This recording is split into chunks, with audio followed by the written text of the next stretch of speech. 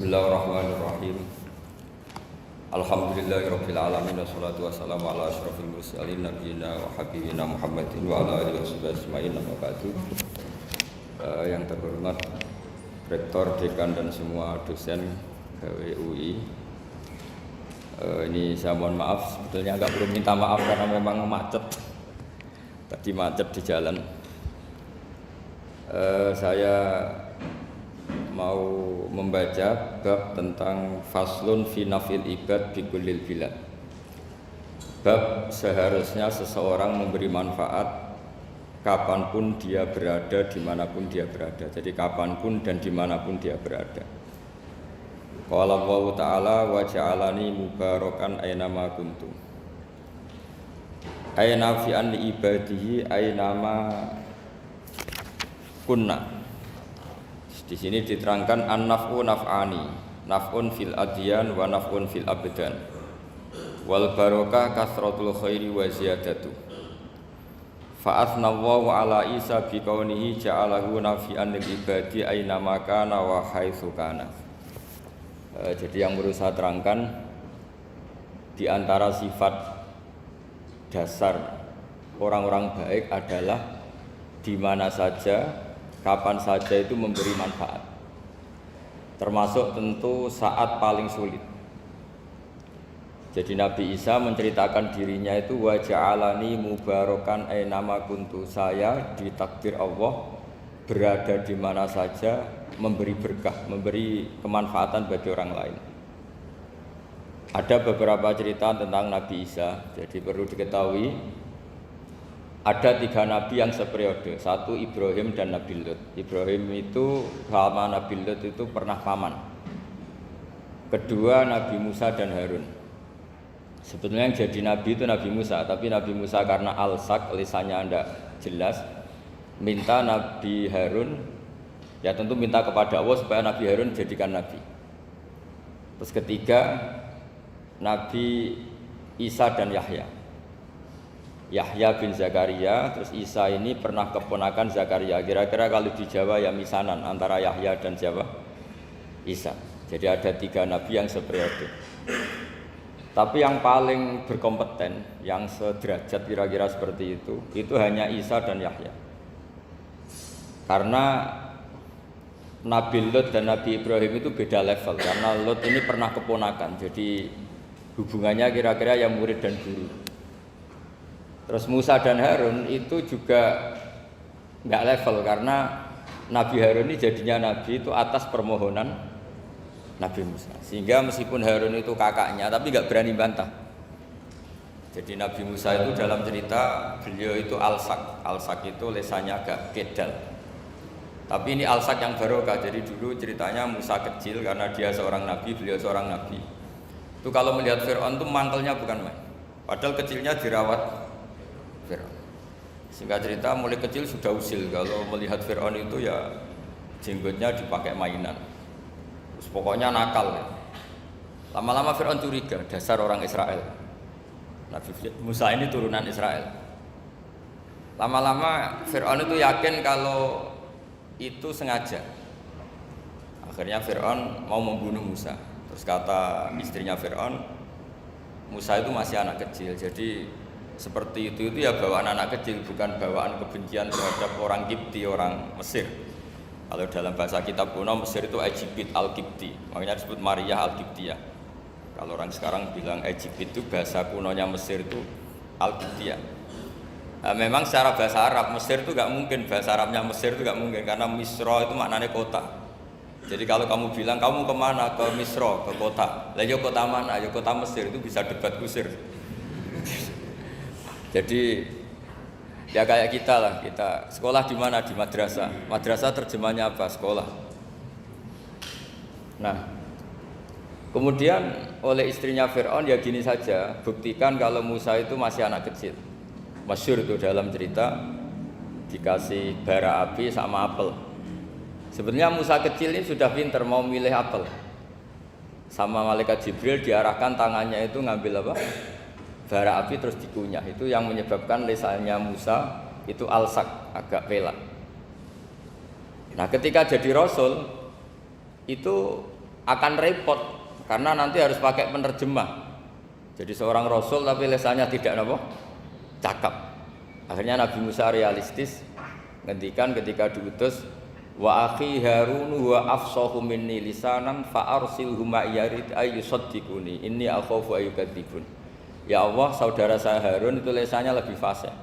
Tolong jadikan dia rasul sebagai penguat saya. Akhirnya Allah mengabulkan doanya Nabi Musa, kemudian Harun dijadikan sebagai apa? Rasul. Sehingga meskipun satu angkatan, Harun dan Musa ini enggak level. Artinya enggak level itu ya Harun yang takut Musa. Terus ketiga ini Nabi Yahya dan Nabi Isa. Ini umurnya ya seangkatan, kecerdasannya, jadi nabinya sama-sama mulai kecil. Kita tahu Nabi Yahya termasuk yang diberi khitab Allah, ya Yahya khudil kitaba biquwwah wa atainahul hukma sobiyya. Yahya berpeganglah kitab secara kuat dan dia saya kasih kenabian ketika kecil. Sama dengan Nabi Isa yang disebut wa yukallimun nasa fil mahdi wa kahla. Sehingga karena selevel, dua nabi ini menjadi figur besar dalam manhaj, dalam metode dakwah. Dua karena masih misanan tadi, kalau Jawa kira-kira mirip misanan. Dua nabi ini kalau memilih satu kampung, itu kalau Nabi Yahya itu milih kalau singgah di satu kampung, Nabi Yahya mesti tanya, orang sini yang paling soleh siapa, yang paling baik siapa. Ya terus singgah atau nginap di rumahnya orang baik tadi. Tapi kalau Nabi Isa enggak, orang sini yang nakal siapa, yang paling beling siapa. Terus Nabi Isa singgah di situ. Akhirnya ada pertanyaan dari Nabi Yahya, lima tanzilu ala syirarin nas. Kenapa kamu selalu singgah di orang-orang nakal? Syiror itu orang-orang nakal. Masyhur itu Nabi Isa menjawab, ana tabibun udawil mardo. Di mana-mana Nabi itu ibarat seorang dokter, kerjaannya tentu menyembuhkan orang-orang yang apa? Sakit. Jadi dua nabi ini sering berdebat, tentu debat yang baik, dan itu menjadi cara Jawa itu punjeri ilmu. Jadi manhaj ilmu besar antara Yahya dan Isa. Begitu juga Nabi Yahya itu kelihatan agak rileks, panik, saking takutnya sama Allah. Kalau Nabi Isa itu rileks, pokoknya kumpul orang-orang nakal itu ya rileks. Akhirnya ada dua pertanyaan sekaligus nanti jadi dua manhaj. Kenapa kamu sering masam itu, sering kalau bahasa Arab itu abasa ya. Terus yang Nabi Yahya balik bertanya, kenapa kamu sering senyum, sering tertawa? Kenapa memangnya? Terus ka'annaka ta'manu min makrillah, kamu sering senyum kayak kamu sudah terbebas dari azab Allah, dari ditegur Allah, seakan-akan kamu orang paling benar yang enggak akan salah. Nabi Isa balik tanya, sama kamu sering masam, sering merut, ka'annaka taqnatu min rahmatillah, seakan-akan kamu putus asa dari rahmatnya Allah. Sehingga kemudian itu jadi manhaj besar. Kalau terlalu senyum, ya dianggap orang yang kayak nggak punya perasaan dosa. Tapi kalau terlalu masam, terlalu merenggut, seakan-akan rahmat Allah itu terbatas. Sehingga seakan-akan Allah itu rahmatnya nggak cukup lah untuk mengelola manusia ini. Sehingga itu jadi metode besar yang masyhur itu dalam sebuah hadis Nabi ngendikan, ulama ummati ka anbiya Bani Israil. Ulama umatku itu kapasitasnya atau fungsinya atau manfaatnya setingkat nabi-nabi Bani Israil. Karena ketika umat ini enggak ditunggui para nabi setelah Rasulullah SAW, itu yang nunggui hanya ulama. Tapi ulama ini sudah cukup mewakili para nabi Bani Israil. Dan banyak syurahul hadis, para penyarah hadis mensarahkan, Nabi tidak ngendikan ulama ummati kamisli seperti saya, tapi ka'ambiyai Bani Israil, bagaimana nabi-nabi Bani Israil. Nabi Bani Israil itu macam-macam, termasuk ada yang tidak nikah, yaitu yang bernama Yahya dan Isa. Delala umatnya Nabi itu ada orang alim alamah yang ilmunya melegenda, yaitu namanya Imam Nawawi. Itu tidak nikah sampai kabudut. Meskipun dalam ajaran syariatnya Nabi an-nikah sunnati, tapi selalu ada orang yang ditakdir tidak nikah karena masyhul, karena sibuk ngurus ilmu. Bukan karena tidak laku, yang jelas itu bukan karena tidak laku. Imam Nawawi itu ganteng, orangnya ya normal, tapi karena sibuk nulis, beliau sampai kabur itu tidak nikah. Imam Sibawayh itu suka sekali sama ilmu, menjadi istri utamanya ya ilmu itu. Dia ganteng, Sibawayh itu maknanya tuh apel, dia ganteng sekali, sampai banyak cewek yang seneng. Akhirnya dia nikah, tapi nggak pernah dikumpulin. Dia belajar terus. Ketika beliau ke pasar, dulu nggak ada supermarket, beli kertas, kitabnya dibakar semua sama istrinya. Dikira istrinya terus mencintai dia, malah diceraikan. Itu siapa? Imam Sibawayh. Terus ada umatnya Nabi yang paling unik di dunia, mungkin Pak dosen, saya kiai pun nggak bisa niru. Itu ada orang tuh ganteng sekali, istrinya cantik sekali. Itu tahu-tahu sudah 10 tahun tidak pernah hubungan suami istri. Karena ketika si suami itu tahu istrinya cantik, itu langsung sholat sujud syukur, sholat terus, saking senengnya punya istri cantik. Yang istrinya cantik juga solihah, tahu suaminya ganteng ya terus sholat terus syukur. Itu sampai berhari sampai bertahun-tahun. Terus ketika ketemu cocokan, dek kita sudah nikah berapa? Terus dilihat kayaknya sudah 10 tahun tapi tidak pernah hubungan. Oh itu nggak kebayang itu. Ganteng sama cantik, kalau jelek sama jelek itu mungkin. Yang satu bilang naudzubillah, satu itu kan nunggu rafa saja. Ini nggak ganteng sama cantik. Nah kenapa kualitas ulamanya Rasulullah itu bisa seperti Nabi Bani Israel? Karena agama ini, umat ini sudah tidak ditunggui para nabi. Sehingga mau tidak mau kualitas ulama, alhamdulillah barokahnya Nabi itu berkualitas kayak nabinya Bani Israel.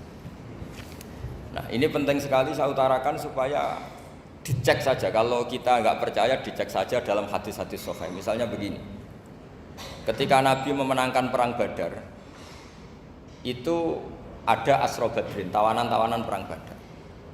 Nabi suka musyawarah, suka rembukan. Ya Abu Bakrin, menurut kamu tawanan ini diapakan? Kata Abu Bakar, hum asyiratuka, mereka itu keluarga engkau, orang-orang Quraisy. Ya dibebaskan saja, pakai tebusan. Nanti uang itu kita kelola supaya jadi penguat Islam, dan orang-orang ini merasa utang jasa karena harusnya dibunuh tapi kita bebaskan. Terus tanya, bagaimana kamu ya Umar, menurut kamu? Kata Umar, ini kan orang-orang yang dulu ingin bunuh kamu, yang ingin menghabisi jenengan, ingin dan sudah ngusir jenengan. Ya setelah ketangkap ya dibunuh, kok repot.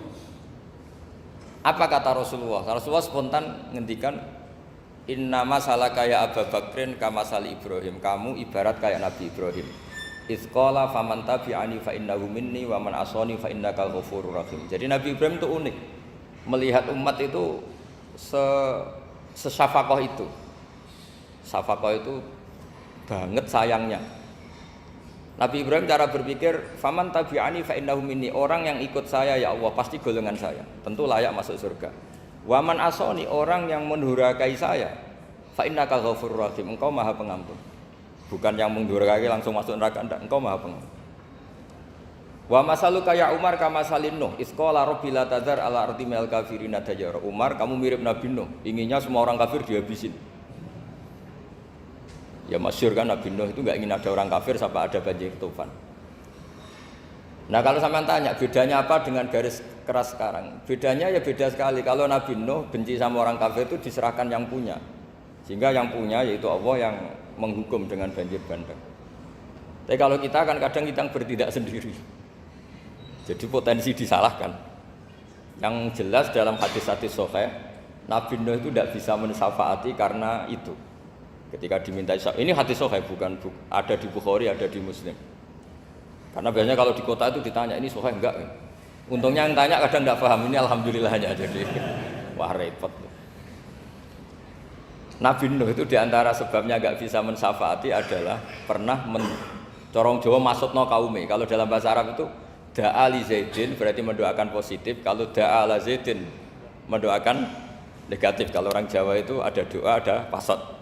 Nabi Nuh adalah orang yang pernah maksudkan kaumnya. Nah, saya cerita sedikit tentang Nabi Nuh dan Nabi Ibrahim. Nabi Ibrahim dianggap tadi cerminannya Abu Bakar, dianggap niru Ibrahim, cerminannya Umar, dianggap niru Nabi siapa? Nabi Nuh. Lalu kalau sampean tanya, bedanya gimana? Begini logikanya. Andai kan kita mengkaji secara akademik begini. Ada ulama besar namanya Abdul Hasan Asyadzili, itu masyhur di Indonesia menjadi Thariqah Asyadziliyah. Terus ada seorang muridnya minta gini, ya Abdul Hasan Asyadzili, tolong saya dikasih ijazah supaya saya tidak pernah maksiat di bumi ini.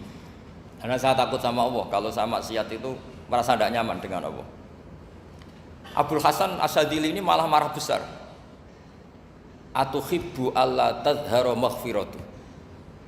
Kalau kamu tidak pernah maksiat, berarti kamu suka maghfirahnya Allah Ta'ala itu tidak kelihatan, karena nggak ada yang maksiat. Tapi bukan dukung kamu yang tidak ada, ini cerita ilmiah. Tapi kalau Sayyid Abdul Al-Haddad itu kebalikannya. Ada orang fasik gitu, hidup berkeliaran, mengganggu masyarakat, ganggu ketertiban agama.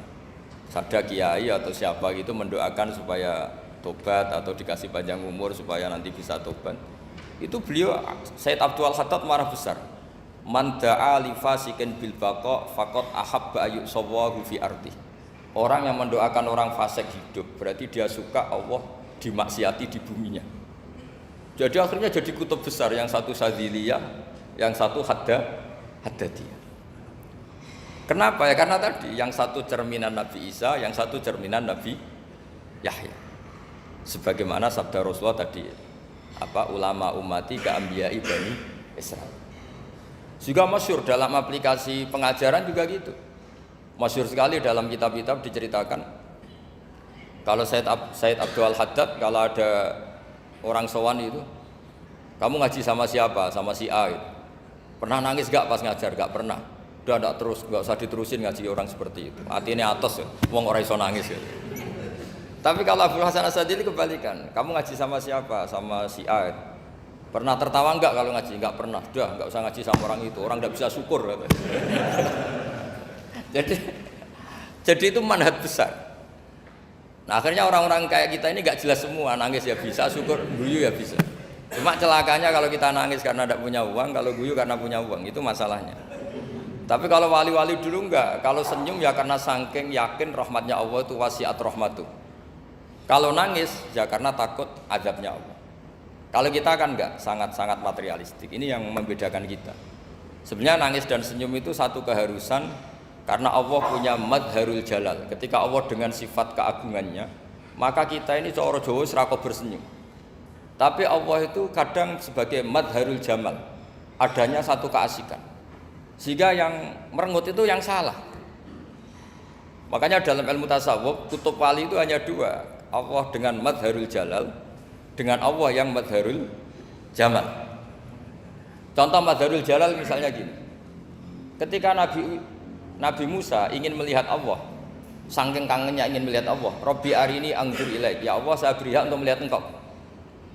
Allah dengan jalalnya gini, Allah itu qadim, superior. Tentu gak layak tersentuh barang hadis itu makhluk. Sehingga ketika falam matajalla rabbuhu lil jabali ja'alahu dakka wa kharra Musa sa'iqa. Sehingga enggak levelnya, apapun hebatnya Nabi ini tetap makhluk. Sementara Allah itu qadim. Enggak kuat. Makhluk yang fana ini, yang profan ini enggak kuat. Enggak kuat menampung zat yang qadim, yang superior, sehingga gunung pun hancur. Nabi Musa pingsan. Tapi ketika Allah dengan madharul jamal itu Allah dengan keindahannya, dengan kasih sayangnya, memberi hak makhluknya untuk melihat. Nah, di sini ini Allah sering ngendikan wujuhu yauma idzin nadhirah ila rabbiha nadhirah. Nanti ada wajah-wajah yang di surga itu melihat saya, kata Allah. Tapi apakah betul melihat kayak saya melihat dosen, melihat Pak Rektor, melihat teman-teman? Itu tidak bisa. Karena Allah itu qadim, sehingga meskipun manusia ahlul jannah melihat Allah, tetap Allah ngendikan la tudrikuhul absar wa huwa yudrikul absar. Karena Allah di balik jamalnya ya punya jalal, di balik jalalnya juga punya jamal. Sehingga selalu di Quran itu diulang beberapa kali supaya proporsional. Nah, kenapa ahli sunnah tetap berkeyakinan Allah bisa dilihat? Logikanya begini. Fa inna kulla maujudin yasihu ayyura. Allah itu zat yang nyata-nyata wujud dan punya eksistensi. Di mana-mana sesuatu yang wujud itu layak untuk bisa dilihat. Lalu pertanyaannya gini, kenapa kita tidak bisa melihat sekarang kok nunggu di akhirat? Karena mata kita sekarang itu profan, fana. Sementara kita setelah di surga, tubuh kita didesain abadi. Ya saya ulang lagi, setelah kita di surga, semua fisik kita ini didesain abadi. Tentu karena desainnya sudah abadi, layak melihat zat yang abadi. Tapi pertanyaannya, kenapa tidak bisa ikhatoh, tidak bisa melihat sampai faham, la tudrikul absar? Karena abadi kita itu diabadikan. Sebagaimana surga abadinya diabadikan, neraka diabadikan. Sementara Allah abadi dengan dirinya sendiri, yaitu Al-Qayyum, atau dalam bahasa ngajinya qiyamuhu binafsi. Nah, lalu pertanyaan, makanya Mu'tazilah itu menentang betul kalau orang di surga bisa melihat Allah. Cara berpikir Mu'tazilah, melihat itu artinya yang dilihat ada arahnya, sementara Allah terbebas dari arah. Tapi kata ahli sunnah cara berpikir tidak seperti itu. Melihat itu pokoknya tahu. Nah, tahu karena mata itu karena kita ditakdir tahu itu karena mata. Sebetulnya yang menjadikan tahu itu tidak mata. Ya kalau tahu ya tahu saja, bukan harus pakai mata. Itu cara berpikir ahli sunnah wal jamaah. Jadi saya beri ya bocoran. Kenapa mazhab ahli sunnah itu yang dipilih oleh banyak mayoritas di dunia, jumhur itu. Ahli sunnah itu dianggap pikirannya lebih orisinal. Misalnya ahli sunnah kalau ditanya, kenapa kamu melihat? Ya melihat saja. Kenapa kamu mendengar? Ya mendengar saja. Kesannya itu tidak rasional, kayak orang yang nggak pinter itu. Tapi sebetulnya itu yang benar. Jadi cara berpikir ahli sunnah itu melihat itu menjadi tahu. Menjadi tahu itu bisa karena mendengar, bisa karena melihat, bisa karena dikasih tahu, bisa karena bersentuhan. Sebab itu di Quran itu ada ayat ala ya'lamu man khalaqa, bukankah zat yang menciptakan itu menjadi tahu. Sehingga kenapa Allah itu selalu tahu? Karena Allah yang menciptakan. Kalau kamu tahu karena mata, sekali itu jauh, maka kamu tidak melihat. Atau kamu sekarang buta, kamu tidak melihat. Atau tertutupi barang itu, maka kamu tidak melihat. Tapi kalau kamu tahu karena kamu menciptakan, maka akan melihat terus. Misalnya saya ini tukang batu. Saya ingat betul ketika saya bangun Monas, itu pulpen saya tak tanam di dalam Monas. Saya ingat betul kalau pulpen saya warnanya putih, tak tanam di Monas 2 meter dari pondasi. Setelah saya pulang ke Jogja ditanya, di dalam Monas ada apa? Ada pulpen. Posisinya 2 meter dari pondasi. Kenapa saya tahu? Karena saya yang menciptakan. Nah, karena menciptakan ini sehingga tahu saya akan terus menerus. Tapi kalau tahu karena mata, sekali barang itu tertutupi, nggak tahu. Misalnya saya tahu jenengan karena dekat sekali jenengan kemana-mana saya sudah tidak tahu. Tapi kalau saya menaruh sesuatu di tubuh Anda, sehingga kamu kemana-mana tetap tahu bahwa barang itu ada di tubuh Anda. Nanti kalau ada yang protes, tapi bisa saja Gus barang itu dicuri orang kemudian Anda tidak tahu. Yang menjadi tidak tahu karena saya sudah tidak menciptakan suasana itu. Selagi saya yang menciptakan, maka akan tahu terus. Nah, tapi karena Allah ini menciptakan semua yang ada di bumi, maka Allah tahu terus. Sehingga Allah tahu cara bikin kuman. Terus tahu bahwa manusia itu punya kuman, kumannya punya organ, organnya juga punya kuman. Wes gak kebayang. Kamu bayangkan kayak makanya Allah itu kalau cerita sederhana, innallaha la yastahi ayyadriba masalam ma ba'udatan fama fawqaha. Allah itu tidak malu bikin perumpamaan nyamuk, karena nyamuk itu lebih dahsyat dibanding gajah. Para pematung itu disuruh bikin gajah masih mampu. Bikinkan patung gajah, mungkin masih sanggup. Tapi kalau tak suruh bikin patung nyamuk, nggak usah bikin hidup, patungnya saja sekecil itu. Padahal nyamuk kecil itu punya organ tubuh. Lalu bikinnya organ tubuh nyamuk itu kayak apa sih? Organnya punya kuman, kumannya punya organ, organnya juga punya kuman. Sehingga orang-orang alim itu baca nyamuk itu lebih jadi ayat Allah ketimbang melihat dinosaurus. Tapi sekarang orang itu nggak tertarik ceritanya. Jadi beda perasaannya orang alim sama orang awam. Kalau orang awam tuh melihat mukjizat kan yang dasar-dasar kayak dinosaurus, gajah, wow gitu. Kalau orang alim nggak, malah melihat nyamuk.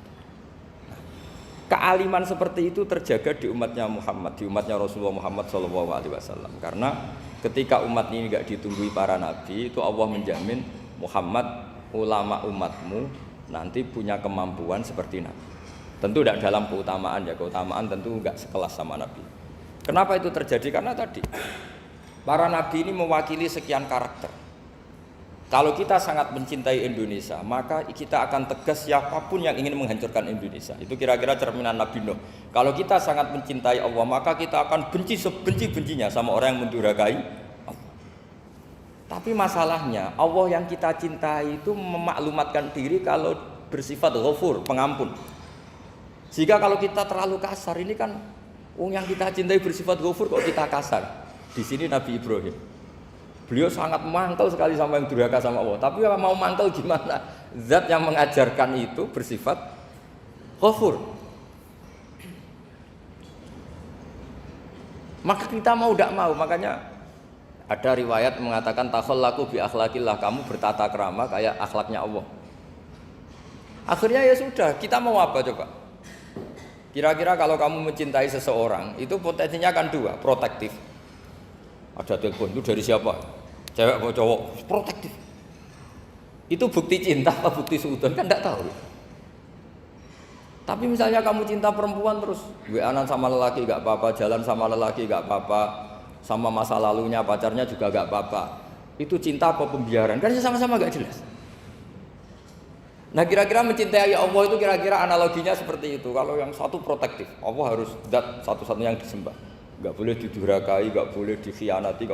Sehingga ini sangat keras sekali. Nah ini Nabi Nuh. Di sini ada Nabi Ibrahim. Karena orang yang zat yang kita cintai bersifat Ghafur. Jika kalau kita terlalu tegas beda dengan sifatnya Allah yang bersifat Ghafur. Nah umatnya Nabi seperti itu mulai dulu. Ada yang moderat, ada yang keras, ada yang setengah keras, setengah moderat. Ada yang ngambil sikap, urip mangan turu, ngenteni mati. Nah, itu lebih baik itu timbang punya istihad tapi gak jelas mendingan. Itu ada riwayatnya. Suatu saat ibadah akhir umatku terbaik adalah tidur. Maksudnya tidur itu gak ngambil sikap, masyhur itu. Saya beri riwayat yang ada di Bukhari Muslim. Satakunu fitanun al-qaid fiha khairun al-qaim wal qaim fiha khairun al-masyi wal masyi fiha khairun nasai. Nanti di akhir zaman itu banyak fitnah, kata Rasulullah. Yang duduk lebih baik ketimbang yang berdiri, yang berdiri lebih baik ketimbang yang jalan biasa lebih baik ketimbang yang jalan bergegas. Man tasyarrafa laha tastasrifu. Fitnah itu adalah siapa yang terlibat maka akan semakin parah.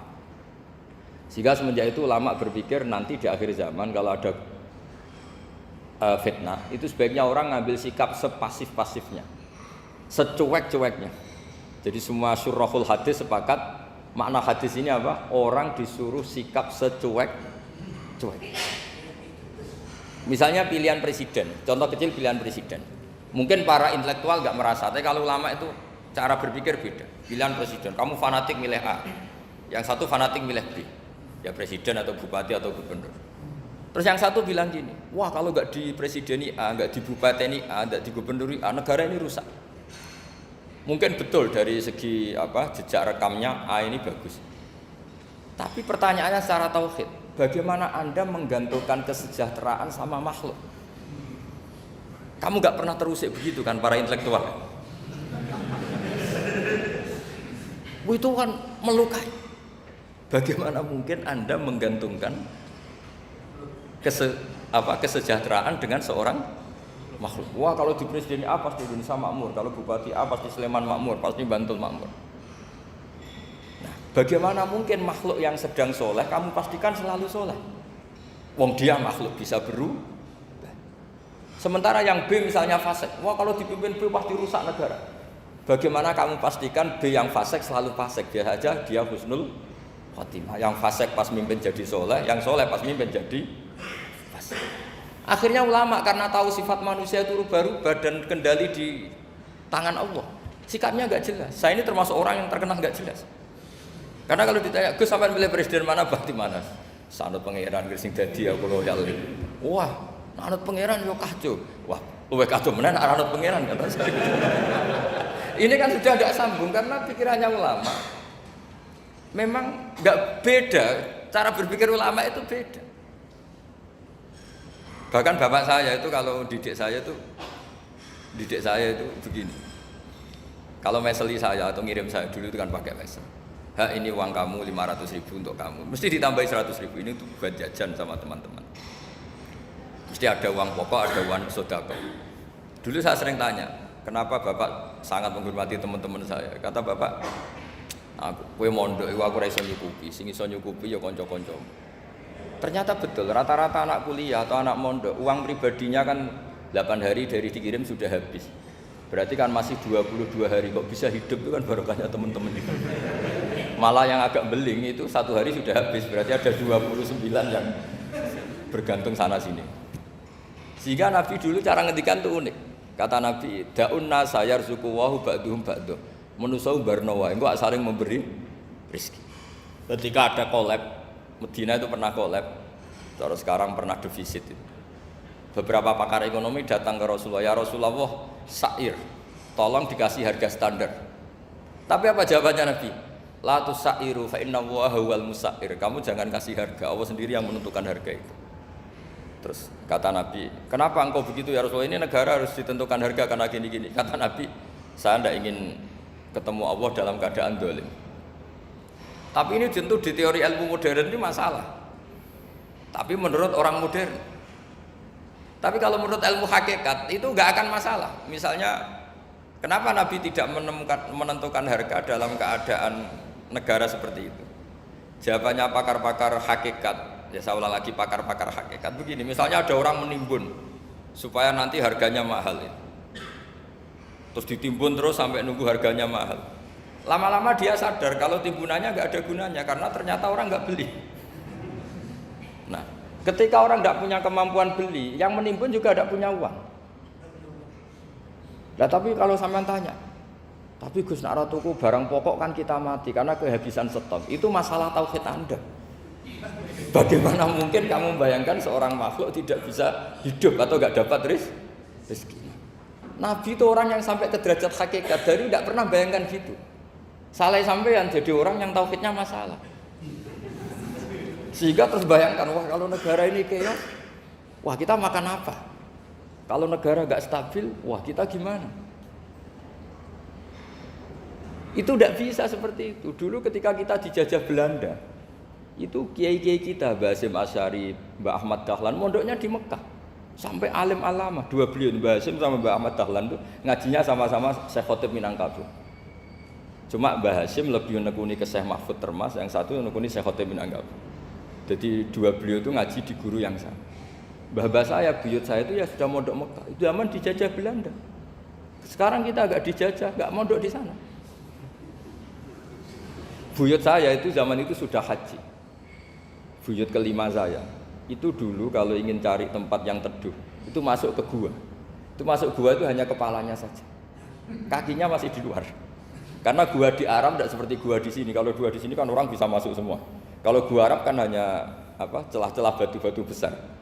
Sehingga ketika Rasulullah hijrah ke Madinah, singgah di Gua Sur, kata Abu Bakar gimana? Andai kan yang ada orang kafir di depan gua, kata Abu Bakar gimana? Andai kan mereka melihat kakinya, pasti melihat kita. Karena gua di sana itu satu tubuh tidak bisa masuk penuh. Kalau gua di sini kan ada yang mobil saja bisa masuk. Nah itu bahasa saya kalau mau istirahat itu masuk gua, separuh badan di dalam gua, separuhnya masih di luar. Nah sekarang terus kita bilang, wah kalau kita negara tidak stabil kita haji kemana? Dulu zaman dijajah Belanda kita bisa haji. Soal kebahagiaan, nenek moyang pulau jenengan tuh anaknya banyak. Dijajah Belanda, jajah Jepang ya nyatanya anaknya banyak-banyak. Itu kira-kira bahagia apa enggak? Nah artinya gini, ya tentu kita tidak ingin dijajah itu tentu ya. Tapi kita ini selalu latah. Wah kalau ekonomi jatuh kita makan apa? Kalau kita dijajah kita tidak perlu seperti itu. Rahmatnya Allah Ta'ala itu akan adrokatna. Rahmatnya Allah Ta'ala akan menemukan kita. Apapun kondisi kita, apapun keadaan kita. Ini cara berpikir tauhid. Sehingga Nabi itu tidak pernah bayangkan umatku narata tunggoni piye, ditunggoni Allah. Sehingga masyhur dalam hadis-hadis sahih, la tazalu ta'ifatun min ummati dzahirina 'alal haq la yadurruhum man khadalahum wala man khalafahum wala man nawa'ahum. Selalu di umatku ada kelompok-kelompok yang selalu membela kebenaran dan tidak akan terkalahkan oleh kesesatan di akhir zaman. Kenapa? Cara berpikir orang tauhid itu sederhana begini. Allah menamakan dirinya Al-Hadi, penunjuk jalan. Dan sifat Allah pasti nafidah karena Allah tidak terkalahkan. Sama seperti Allah menyifati dirinya Ar-Razzaq, Ar-Razik yang memberi rezeki. Maka orang segoblok apapun, selumpuh apapun, selemah apapun tetap dapat rezeki. Sama, Allah mensifati dirinya Al-Hadi, memberi petunjuk. Maka zaman serusak apapun orang tetap dapat petunjuk. Sehingga kita tidak perlu khawatir, wah nanti zaman kalau sudah rusak nasib Islam gimana? Ya coba sekarang nasib Islam gimana? Ya baik-baik saja. Dulu ditunggoni wali songo ya banyak orang Islam. Sekarang nggak usah wali songo, ditunggu dosen-dosen yang ngajar aja tunggu digaji. Kiai pidato ya ada yang beri salam tempel. Itu kalau nuruti definisi ikhlas itu tidak ada yang masuk. Tapi meskipun demikian agama juga jalan. Kenapa agama ini jalan? Karena Allah Al-Hadi, penunjuk jalan. Ketika Allah mensifati dirinya penunjuk jalan dan sifatnya Allah pasti nafidah, pasti terjadi. Karena Allah tidak pernah gagal. Sehingga agama ini akan ada terus sampai akhir zaman. Coba Amerika kayak apa, Islamfobia. Di Amerika tambah lama tambah banyak Islam, Eropa juga gitu, Australia juga gitu. Andai kan nuruti teori sosial, sudah dunia sudah materialistik kayak gini, orang dohirnya itu akan meninggalkan agama. Nyatanya tidak juga. Saya pernah di Korea seminggu, itu di negara ateis. Itu TKI ke sana tuh nyari uang. Ternyata ya kepikiran bikin masjid, bikin komunitas Islam. Coba siapa yang menggerakkan hati itu? Hanya Allah Subhanahu wa Ta'ala. Ya, jadi cara berpikir tauhid saya ulang lagi, saya mohon sekali di pengajian ini saya cerita wajah alani mubarakan aina ma kuntu. Jadi cara berpikir sekian nabi, terus kita punya karakter tertentu, kita milih nabi ini itu sah. Karena ulama ummati ka ambiyai bani Israel, ulama umatku itu ibarat kayak nabi bani Israel. Jadi ada yang milih tadi, seperti Nabi Isa fokusnya ngurusi orang-orang nakal. Itu juga bagus karena di mana-mana nabi itu seperti dokter. Tapi Nabi Yahya hanya berkawan sama orang-orang soleh. Kita tahu berkawan orang fasik itu resiko ketularan. Iman pas-pasan wae kancanan wong fasik kan taqabbalallahu minna minkum gitu. Wong kamu sendiri tidak sehat-sehat amat berteman orang penyakitan kan bahaya. Tapi kalau kamu sebagai dokter kok hanya berteman orang sehat, lalu kamu penelitiannya gimana? Masa saya dokter spesialis, pernah penelitian, semua orang sehat saya pernah saya teliti. Itu dokter aneh apa enggak? Saya dokter spesialis TBC, spesialis paru-paru. Yang kamu teliti siapa? Semua orang sehat. Pernah meneliti yang sakit? Enggak pernah. Kan ya jadi dokter aneh. Tapi misalnya terus kamu sendiri terus berteman orang penyakitan terus, kan ya rawan tertular. Ini ada dua figur yaitu Nabi Yahya dan Nabi siapa?